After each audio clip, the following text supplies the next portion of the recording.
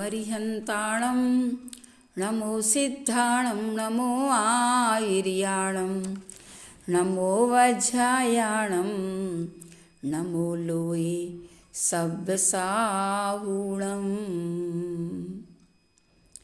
चतुर्थ कथा का नाम है निष्कर्ष। अमूढ़ दृष्टि अंग में प्रसिद्धि पाई है रेवती रानी ने। हम बहुत अच्छे से रेवती रानी जी की कहानी को बड़े मनोयोग से सुनते हैं। पूज्य आचार्य श्री, मैं उत्तर मथुरा की वंदनार्थ जा रहा हूँ। किसी के लिए कोई आदेश उपदेश देना हो तो अवगत कराएं। क्षुल्लक चंद्रप्रभ ने अपने गुरु गुप्ताचार्य से कहा। वहाँ पर अवस्थित मुनि सूर्यरज को मेरा नमोस्तु तथा सम्यक तो निष्ठ महारानी रेवती को शुभाशीष कहना।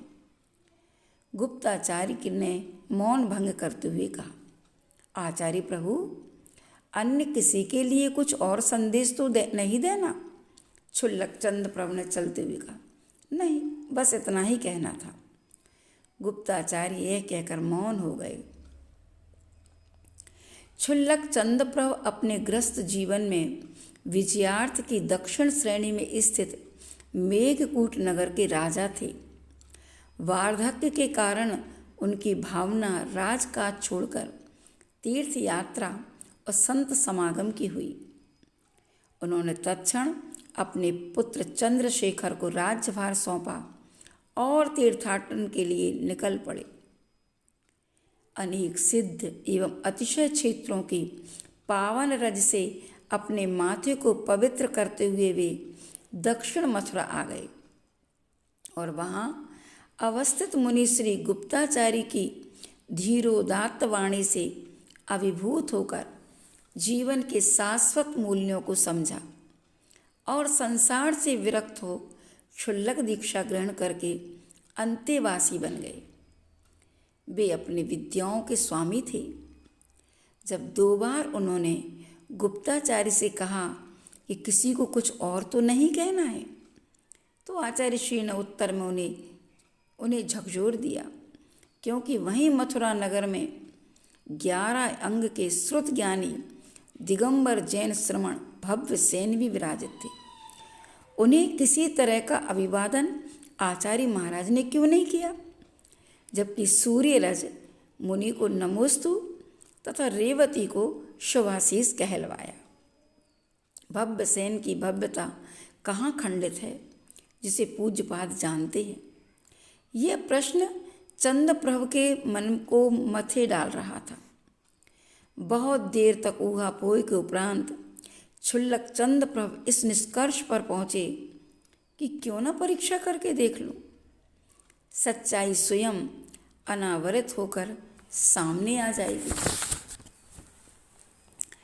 उत्तर मथुरा पहुँचते ही मुनि सूर्यरज को विनम्र नमोस्तु निवेदित करने के उपरांत क्षुल्लक चंद्रप्रभ सीधे भव्यसेन मुनि के समीप आ गए और अत्यंत सूक्ष्मता से उनकी चर्या का अवलोकन करने लगे। विनत भाव से उन्होंने उनसे कहा, मुनिश्री, आप जैसे आगम निष्णात योगी के सानिध्य में रहकर कुछ विद्या अध्ययन करने की प्रबल आकांक्षा है। अगर आपकी आज्ञा और अनुकंपा हो तो आपके सामीप्य का लाभ लेने ठहर जाऊं। अवश्य, इसमें अनुकंपा जैसी कौन सी बात है।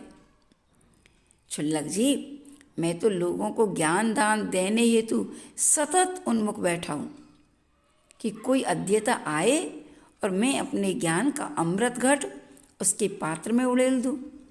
मुनि भव्यसेन ने कहा, अंधा क्या चाहे 2 आँखें। क्षुल्लक चंद्रप्रभु तो यही चाहते थे कि 2-4 दिन ठहरने को मिले, जिससे मुनि श्री के अत्यंत निकट होकर उनके आचरण की गहराई में डूबकर देख सकूं कि ज्ञान का यह महासागर कितना मीठा और खारा है। रात बीती, प्राची से उगते सूर्य ने तमाविष्ट जगत को आलोक दिया। मुनि श्री का रात्रिकालीन मौन समाप्त हुआ। क्षुल्लक चंद्र प्रभु मुनि भव्य सेन के साथ दैनिक क्रियाओं से निवृत्त होने चल पड़े।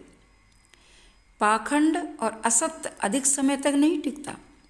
अगर साधु में खोट है तो शीघ्र ही प्रकट हो जाती, क्योंकि दिगंबरत्व के साथ विकार छुपाया नहीं जा सकता। आगे आगे मुनि भव्यसेन तथा पीछे पीछे क्षुल्लक चंद्र प्रभु चल रहे थे। अचानक ही भव्यसेन ने मौन तोड़ते हुए कहा, आपके गुरु कौन हैं? गुप्ताचारी मुनि। उत्तर संक्षिप्त था, मनुष्य जीवन अत्यंत दुर्लभ है।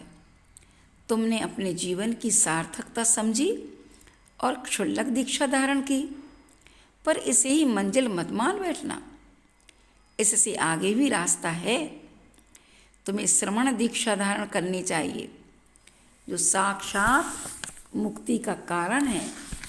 भव्यसेन बोले, आपका कहना यथार्थ है मुनिश्री, परंतु सोचता हूँ कि श्रवण पद सहज नहीं है। मुनि का पद तलवार की तीक्ष्ण धार पर नंगे पैर चलने से भी अधिक दुष्कर है। उच्च पद की साधना निम्न पद पर रहकर भी की जा सकती है, परंतु ऊपर रहकर निचली दशा की साधना या कृत्य करना सर्वथा असंभव एवं लोक विरुद्ध है। साधु अपने आचरण से पूज्य होता है। आचरण की पवित्रता के लिए ज्ञान का आलोक अनिवार्य है। पहले मैं साधुत्व की अर्हताएं समझ लूं और आगम का अध्ययन करने के उपरांत ही दीक्षा लेने का विचार करूंगा। जैसी तुम्हारी इच्छा, भव्यसेन चिढ़कर बोले। बातों ही बातों में भी दोनों नगर के बाहर आ गए। शौच क्रिया स्थल पर क्षुल्लक चंद्र प्रभु ने अपनी विद्या से पूरी धरती पर हरी हरी दूब उगा दी। तिल भर भी प्रासुक जमीन न बची। क्षुल्लक श्री ने देखा, भव्यसेन मुनि घास के नवांकुरित तृणों को रौंदते हुए अहिंसा महाव्रत को ताक पर रखकर उसी भूमि पर निर्वृत्त होने बैठ गए। भव्यसेन का पाखंड देखकर क्षुल्लक चंद्र प्रभु बहुत ही दुखी हुए। उन्होंने तुरंत ही उनके कमंडल का जल सुखा दिया। मुनि श्री ने शारीरिक शुद्धि हेतु जैसे ही कमंडल से जल लेना चाहा, वैसे ही हतप्रभ रह गए। कमंडलू में एक बूंद भी जल नहीं है। चंद्र प्रभु ने तुरंत ही वहाँ पर एक नयनाभिराम सरोवर बना दिया। उसके तट संग मूष पाषाण के थे। क्रोंच तथा सारस पक्षीगण किलोले कर रहे थे। रक्त कमलों से सरोवर की शोभा अद्वितीय हो रही थी। क्षुल्लक चंद्र प्रभु ने मुस्कुराते हुए कहा, कमंडलू का पानी सूख जाने के कारण आप घबराइए मत। अगर आप चाहें तो सामने शीतल जल से आपूरित सुंदर सरोवर है, आप उसके जल से शुद्धि कर सकते हैं। मुनि भव्यसेन ने अपनी अभव्यता का दूसरा प्रमाण देते हुए सरोवर के अप्राशक जल से शुद्धि कर ली। उनका श्रवण वेश मात्र ख्याति पूजा लाभ पाने का साधन भर था। आत्म साधना से विपन्न श्रुत संपन्न मुनि के द्वारा मुनिव्रत के प्रतिकूल आचरण को देखकर क्षुल्लक चंद्र प्रभु समझ गए कि गुरु श्री ने उन्हें नमोस्तु क्यों नहीं कहा। मुनि श्री भव्यसेन को अभव्यसेन का प्रमाण पत्र देकर क्षुल्लक चंद्र प्रभु महारानी रेवती की परीक्षार्थ वहाँ से चल पड़े। नगर के दक्षिण छोर पर हजारों हजार लोगों ने देखा, कमलासन पर स्थित वेदों का उपदेश करते हुए औचक ही ब्रह्मा प्रकट हुआ है।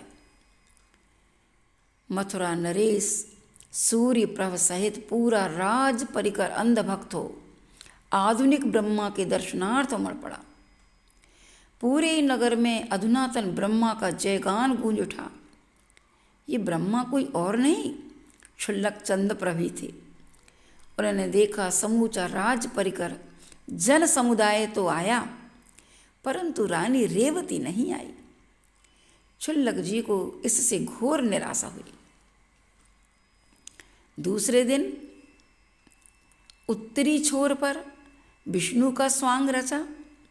4 भुजाओं से युक्त विष्णु अपने प्रत्येक हाथ में क्रमशः शंख, चक्र, गदा, कमल, नलिका सहित अवतरित हुए। उत्तर दिशा में वैष्णव भगवान प्रकट हुए हैं। इस समाचार से जनमानस को अत्यधिक प्रभावित किया।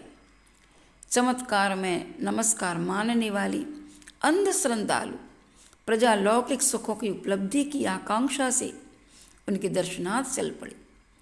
नर नारियों का झुंड अविकल विष्णु की सेवा में उपस्थित था। महाराज सूर्य प्रभु भी कृत्रिम विष्णु के चरणों में नम्रीभूत हो गए, परंतु महारानी रेवती देवी आज भी नहीं आई। निराशा के सरोवर में डूबते उतराते क्षुल्लक चंद्र प्रभु ने तीसरे दिन अपनी माया को नए ढंग से फैलाया। उन्होंने नादिया पर सवार सिर पर श्वेत श्याम जटाएं, पार्वती के साथ हाथ में त्रिशूल तथा गले में फूलकार सहित सर्प धारण किए अपनी डमरू से आकाश गुंजारित करते हुए मृग चर्म का अंतरी कटी प्रदेश पर बांधे नीलवर्णीय शिव का रूप धारण किया।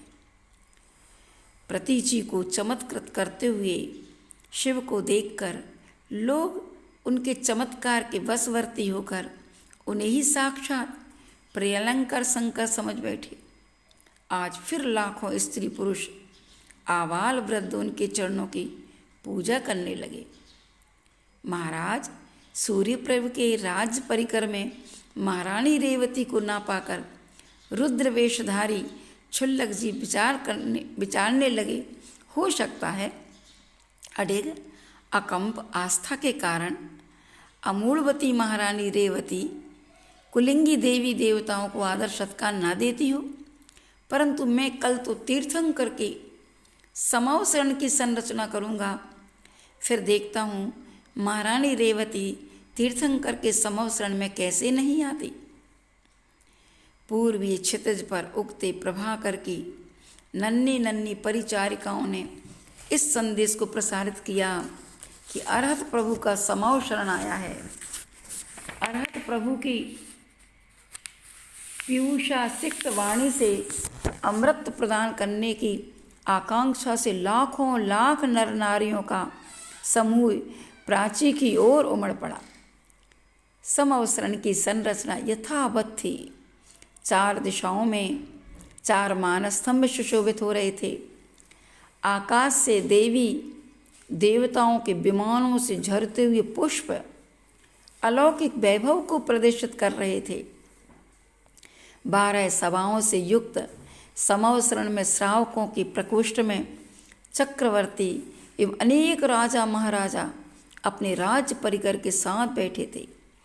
श्रमणों के प्रकोष्ठ में मुनि भव्यसेन तथा उन्हीं की तरह अनेक मुनि धर्म देशना सुन रहे थे। अन्य सभाओं में देव देवियों पशु पक्षी आदि अनेक प्राणी बैठे थे। विद्याधर, नारायण, बलभद्र भी वहाँ आकर प्रणिपात कर रहे थे। इंद्रादिक प्रमुख देवों से स्वर्ण किरीटों की जगमगाहट से समावसरण प्रकाशित हो रहा था। समावसरण के बीचों बीच अपूर्व तेजोबलय से युक्त अष्ट प्रातिहार्यों के समूह से संयुक्त बहिरंग लक्ष्मी से अनासक्त निराग निर्लेप कमलासन पर तीर्थंकर के रूप में स्वयं क्षुल्लक चंद्र प्रभु निर्ग्रंथ मुद्रा धारण कर अवस्थित हुए। सुनती हो, आज पूर्व दिशा में तीर्थंकर प्रभु का समावसरण आया है। उनकी दिव्य देशना से अपनी अंतरात्मा का कलमश सहज ही धुल जाएगा। तुम्हें नहीं चलना है अरहत प्रभु की दिव्य ध्वनि सुनने।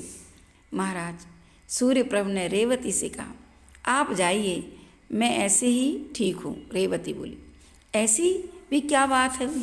विगत 3 दिनों में रोज ब्रह्मा विष्णु महेश अवतरित हुए, तुम उनके दर्शनार्थ ना गई तो मैंने मान लिया कि तुम सिर्फ सच्चे देवशास गुरु को ही नमस्कार करोगी, लेकिन अन्य को नहीं।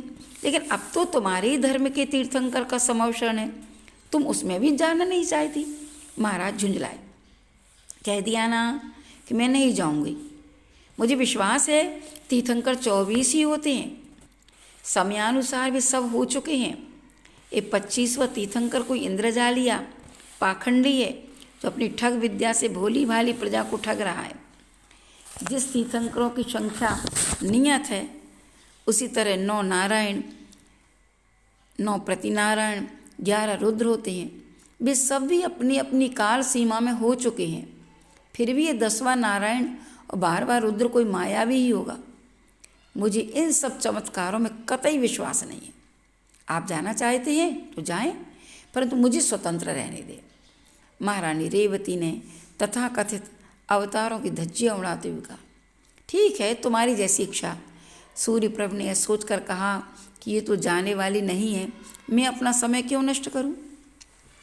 महाराज सूर्यप्रभ के समस्त राज परिकर ने शीघ्र ही कपोल कल्पित आधुनिक तीर्थंकर की और संपूर्ण वैभव का प्रदर्शन करते हुए प्रयाण किया और सम्यक तो निष्ठ महारानी रेवती समीपस्थ जिनालय में पूजनार्थ चली गई। चंद्रप्रभ की दृष्टि सूर्यप्रभ पर थी। समूचे राज परिकर को अपनी दिव्य दृष्टि से देखने के उपरांत उनकी आंखें महारानी रेवती की प्रतीक्षा कर रही थी। दिन भर बाट जोते हुए उनकी आंखें दुखने लगी, पर रेवती को ना आना था सो नहीं आई। जब सूरज की अंतिम किरण तक महारानी रेवती के आगमन की कोई संकेत नहीं मिले तो उन्होंने थक कर अपना माया जाल समेटा और अंतर ध्यान हो गए। 5वें दिन का सूर्य श्रद्धा का पावन आलोक बिखेरता उदित हुआ। क्षुल्लक चंद्रप्रभु ने ये अच्छी तरह समझ लिया था कि अमूढ़ अंग में महारानी रेवती सच्चे देवशास गुरु के अतिरिक्त किसी अन्य को प्रणति न देगी। फिर भी उन्होंने सोचा एक अंतिम परीक्षा और ले लूं।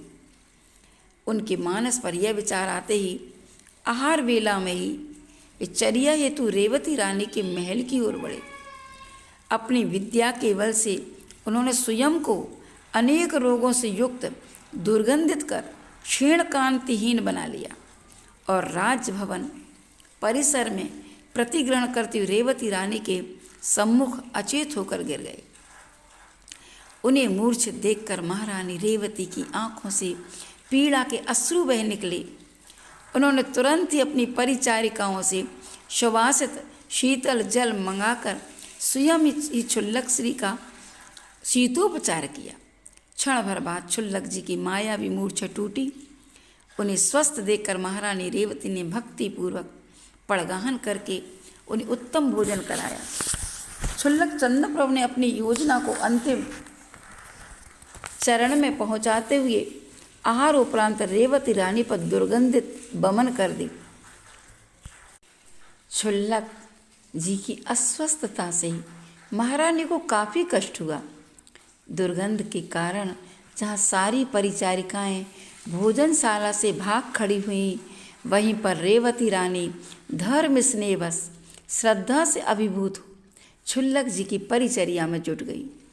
आंखों से बहती अश्रुओं की अजस्र धारा के बीच वे बड़ी कठिनाई से बोली, क्षुल्लक जी, महाराज क्षमा करें, मुझ अबोध ने अज्ञान के कारण आपको अपत्य दिया। मैं अपने इस कृत्य के लिए बेहद लज्जित हूँ।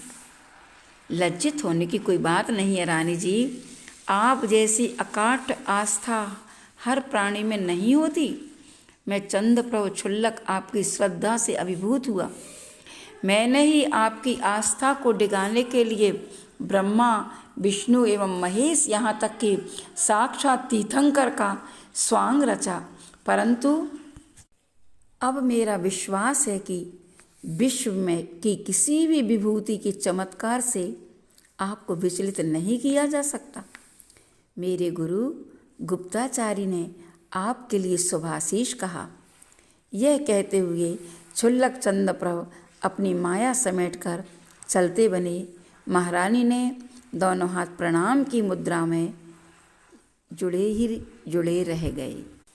राजा ने शिवकीर्ति पुत्र के लिए राज्य देकर तथा तप ग्रहण करके महेंद्र स्वर्ग में देव हुआ और रानी रेवती भी तप करके ब्रह्म स्वर्ग में देव हुई। ये अमूल दृष्टि अंग में प्रसिद्ध हुई रानी रेवती की कथा आप लोग अपने मन में धारण करें और इस बात का संकल्प लें कि हम चमत्कार को नमस्कार नहीं करेंगे। हमारे देव शास्त्र गुरु में ही सब कुछ चमत्कार है और चमत्कार अपनी आस्था में, अपनी श्रद्धा, अपने विश्वास में है। इसलिए अटूट देव शास्त्र गुरु पर आस्था बनाएं तो अपने आप हर जगह चमत्कार ही चमत्कार दिखाई देंगे।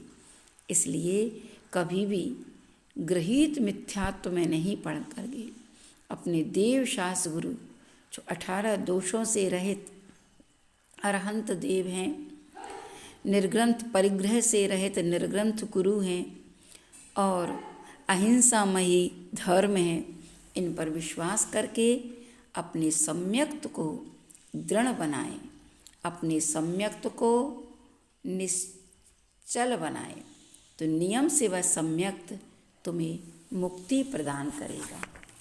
इति।